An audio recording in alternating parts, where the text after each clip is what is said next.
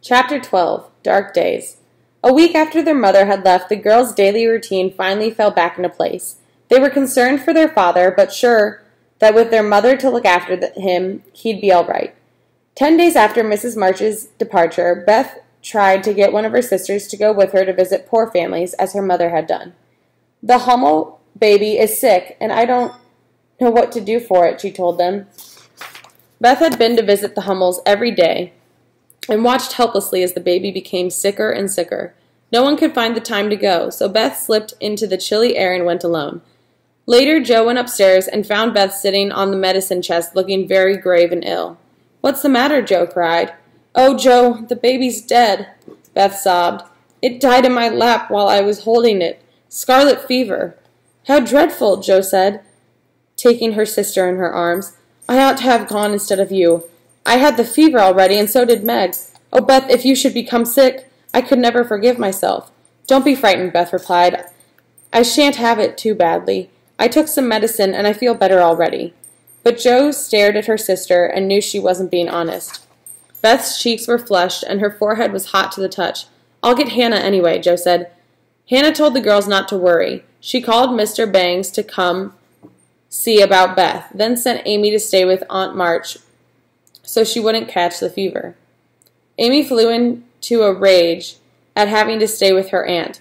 She declared she'd rather have scarlet fever than go to Aunt March's house. Finally, she agreed to go when Laurie stepped in and promised to come and take her for a ride every day.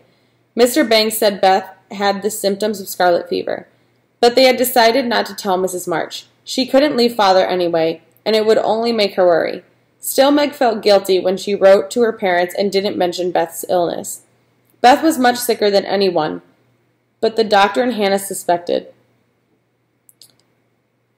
She slept a lot and sometimes didn't even recognize her sisters' faces when she was awake. Jo devoted herself to taking care of Beth day and night. With Beth so sick and Mother and Amy gone, the house seemed dark and lonely.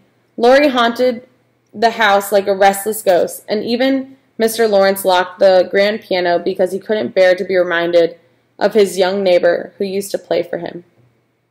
Everyone missed Beth. The milkman, baker, grocer, and butcher asked about her, and all the neighbors sent comforts and good wishes.